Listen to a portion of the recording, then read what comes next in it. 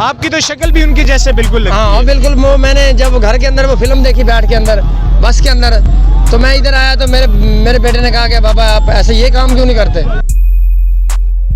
इफ्तिखार ठाकुर की शक्ल के एक आदमी वो भी यहाँ पे पहुँच गए। सर आप बताएं आपके यहाँ पर आने का क्या मकसद है? मेरा पहले तो मैं मुल्तान का रहने वाला हूँ, शाह महमूद कुरैशी साहब, और मैं रहता यहीं 17 साल से हूँ F63 के अंदर। तो मेरा कोई माज है, मैं तो शुगल वगैरह देखने के लिए आया हूँ। चलो भाई बच्चे सेल्फियाँ बना लेंगे, बाकी हमारा सियासत से तो कोई ताल्लुक है नहीं। इमरान खान जिंदाबाद। सियासत से ताल्लुक भी नहीं है फिर भी आप कह रहे हैं इमरान खान साहब जिंदाबाद। जिंदाबाद ये का मतलब ये है कि देखो हर इंसान अपनी अपनी जगह पर ठीक है। कहने का मकसद ये कोई किसी को बुरा नहीं कह सकता, आई समझना।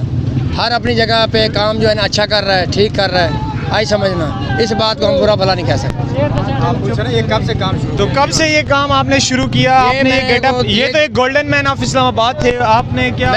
मैं सर ये काम मैं नहीं करता था। ये माह रमज़ान के अंदर हम ना वगैरह छतरियाँ वगैरह लगाते हैं, तो वहाँ पर बैठे हुए थे। तो बस मैं एक मेरी फौतगी की मुल्तान में गया हूँ, तो मैंने आते हुए मोटरवे के अंदर एक फ़िल्म देखी, चल मेरे पुत्र। तो ठाकर साहब जो है ना ये किरदार करके उधर वो खड़े हुए थे।